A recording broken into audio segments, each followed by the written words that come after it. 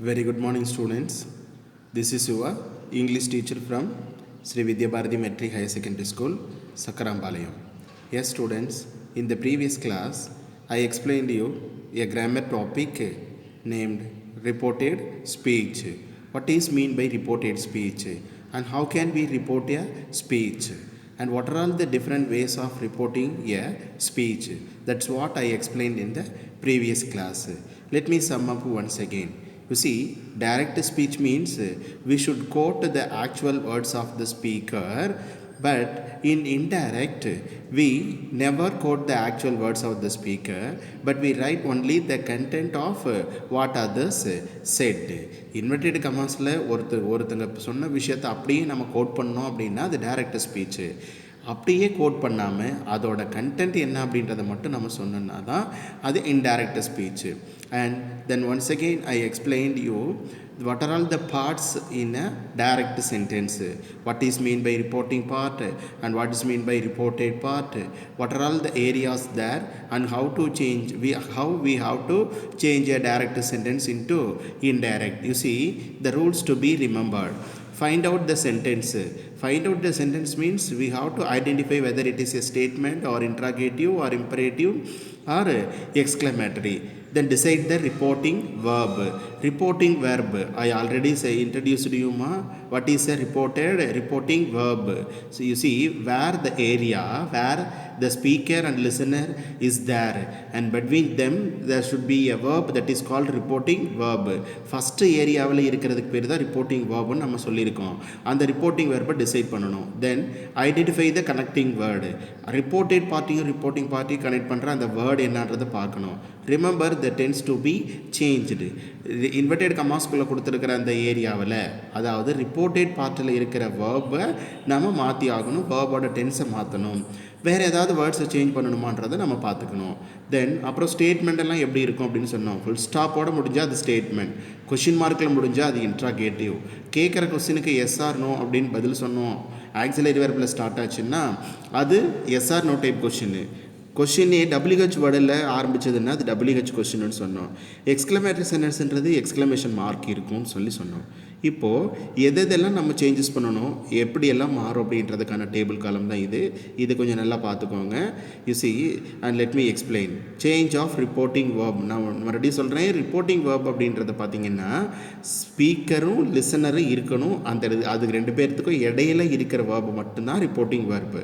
பாருங்கள், chase, will say, set to, இதெல்லாம் தான் ரிப்போர்ட்டிங் வேர்பாக இருக்கும். அதை எப்படி நாம் மாற்றணும் அப்படின்றது இந்த டைரக்ட் டு இன்டைரக்ட் சேஞ்ச் பண்ணும்போது the first thing we have to remember what type of sentence is given. What type of sentence is given, whether it is a statement, interrogative, imperative or exclamatory. நம்ம first நம்ம பார்க்க வேண்டியது என்ன type of sentence கொடுத்துருக்காங்கன்றது தான். தென் we move further to change one sentence to another. You see what is the first sentence? You see statement type of sentences எப்படி மாற்றணும் அப்படின்னா maximum ஸ்டேட்மெண்ட்டில் பார்த்தீங்கன்னா said to says toன்னு வரும். செட் வந்தால் செட்டே தான், செட் டு வந்ததுன்னா டோல்டுன்னு மாறும், சேஸ் டு வந்ததுன்னா டெல்ஸ்ன்னு மாறும். பாருங்கம்மா, ரவி செட் டு ராம் அப்படின்னு இருக்குன்னா நீங்கள் அதை இன்டைரக்டில் மாற்றும் போது ரவி டோல்டு ராம் அப்படின்னு சொல்லணும். தி teacher says to the students அப்படின்னு வருது. அதில் அந்த சேஸ் டுன்றது இன்டைரக்ட் போகும்போது எப்படி மாறும், டெல்ஸ். எப்படி, தி டீச்சர் டெல்ஸ் தி ஸ்டூடெண்ட்ஸ் அப்படின்னு கூட சொல்லலாம் நாம். அப்போது செட் அப்படியே தான் இருக்கும். செட் டு வந்தால் மட்டும்தான் டோல்டு, சேஸ் டு வந்ததுன்னா டெல்ஸு. இதில் ஸ்டேட்மெண்ட் டைப் ஆஃப் சென்டென்சஸுக்கு மட்டும் அதுதான். In case of any other reporting verb like say, will say or says, பாருங்கள், வில் சே, சேஸ் அப்படின்னு வந்திருந்ததுன்னா நம்ம அது எந்த சேஞ்சஸ் பண்ண வேண்டியதில்லை, அப்படியே எழுதிடலாம். இது ஸ்டேட்மெண்ட் டைப் ஆஃப் சென்டென்சஸ்க்கு மட்டும். Then the second one question type. Second type என்னது, question type, which is interrogative. Question mark இருக்கும், அதை பார்த்தா தெரிஞ்சுக்கலாம். கொஷின் டைப்பில் பாருங்கன்னா செட் வரலாம், இல்லை செட் டு வரலாம். செட் டு எது வந்தாலும் அந்த சைடு இன்டைரக்டுக்கு போகும்போது we should change it as asked. Said to is changed as asked. Question வேர்டில் மட்டும் செட் டு எது வந்தாலும் அது இன்டைரக்டுக்கு போகும்போது ஆஸ்க்டுன்னு மாறும். தென் இம்பரேட்டிவ் சென்டென்சஸ்லையும் பாருங்களேன், டைரக்டில் செட் ஆர் செட் டு கொடுத்துருப்பான்.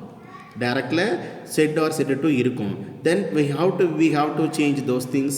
You see, commanded, ordered, requested, advised, informed, warned, etc. according to the sense of the reported sentence. You see, imperatives அப்படின்றது தமிழ் என்ன சொல்லணும் அப்படின்னா கட்டளை வாக்கியம் அப்படின்னு சொல்லுவோம். கட்டளைகள் அப்படின்றது எதுவாக இருக்கும்?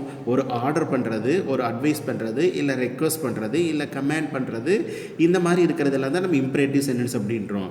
First of all, we have to identify the sense of the reported sentence, then we use the word. You see, if there is a dialogue, if there is a sentence between the teacher and the student means that may be a request, that may be a advice, or that may be a order, that may be a order. You see, the court to the people means it is an order or advice. Then we decide the sense and we use the word commanded, ordered, requested, advised, informed, warned, etc. அப்போது கட்டளை வாக்கியங்களை இம்பரேட்டிவில் வருது அப்படின்னாலே set to எதுவாக இருந்தாலும் order, advice, request, command, order அப்படின்னு என்ன ஆகும்? மாறும் அப்படின்றது தான். பாருங்கள், அடுத்தது லெட் டைப்பில் வரும் இம்பரேட்டிவில். லெட் டைப் வந்ததுனாலே என்ன அப்படின்னா, யூசி லெட்டுக்கு நம்ம இன்னொரு மீனிங் என்னென்னு சொல்லுவோம்ப்பா, ஷால் அப்படின்னு நம்ம சொல்லுவோம். சரிங்களா? அப்போ let us go for a walk, which means shall we go for a walk, that is the meaning. For let type of sentences we must use suggested, we must use suggested. லெட்டில் வர இம்பரேட்டிவ்ஸ்க்கு மட்டும் நம்ம என்ன பண்ணணும்? Suggested அப்படின்ற ஒரு word use பண்ணணும் அப்படின்றது தான். Then one more thing, exclamatory. Then one more last one, exclamatory.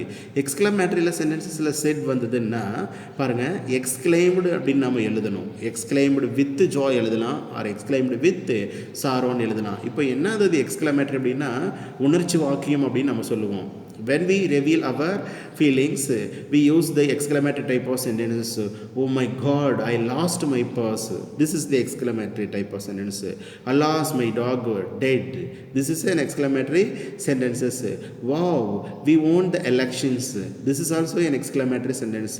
நம்மளுடைய உணர்வுகளை காட்டக்கூடிய சென்டென்சஸ் தான் எக்ஸ்க்ளமேட்டரி அப்படிங்கிறோம். அப்போது எக்ஸ்க்ளமேட்டரி டைப் ஆஃப் சென்டென்சஸில் செட்ன்றது எக்ஸ்க்ளைம்டுனோ, எக்ஸ்க்ளைம்டு வித் ஜாயினோ, இல்லை எக்ஸ்க்ளைம்டு வித் சாரோனோ எழுதி.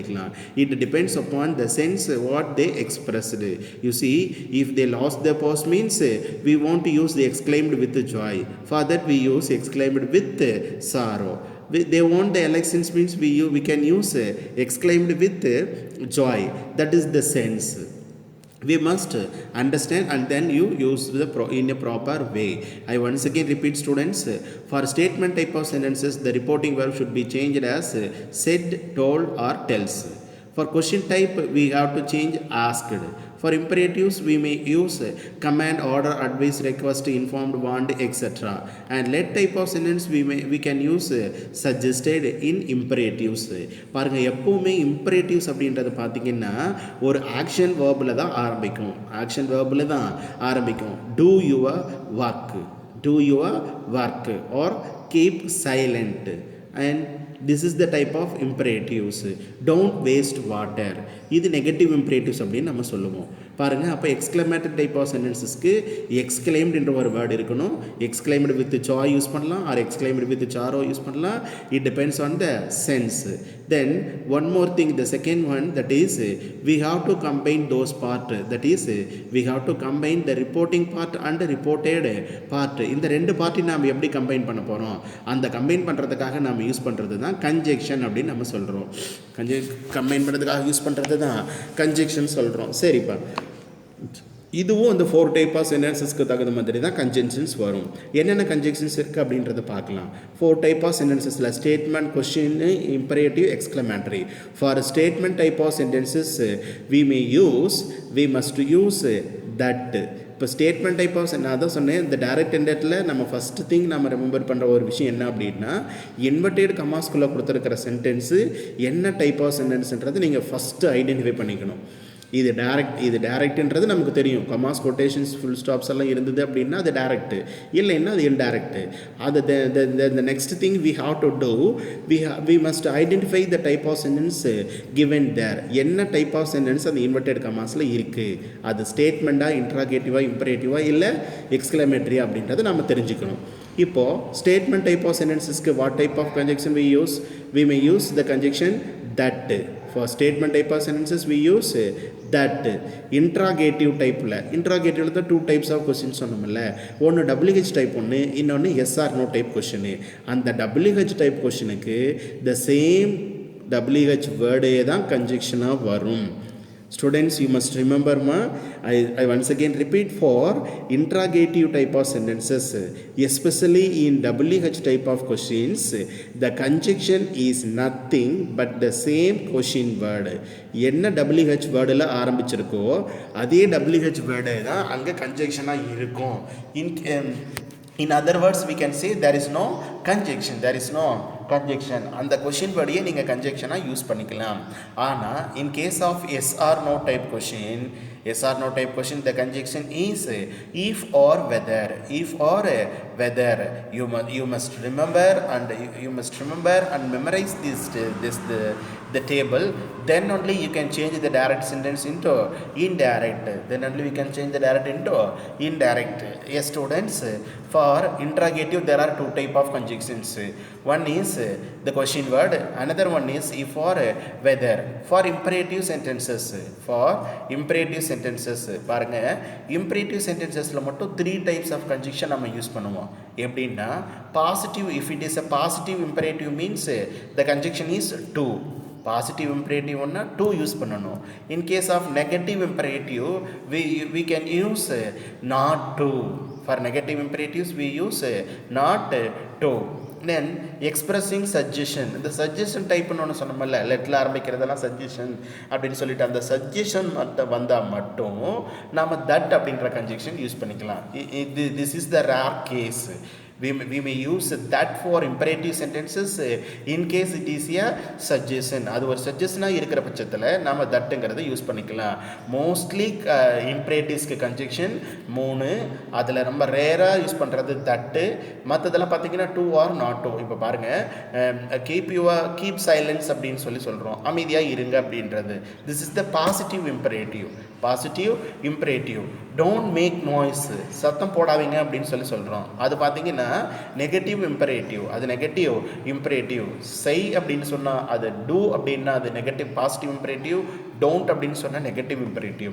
அப்போது பாசிட்டிவ் இம்பரேட்டிவ்க்கு டூ கன்ஜெக்ஷனும் நெகட்டிவ் இம்பரேட்டிவ்க்கு நாட் டூ கன்ஜெக்ஷன் யூஸ் பண்ணணும்.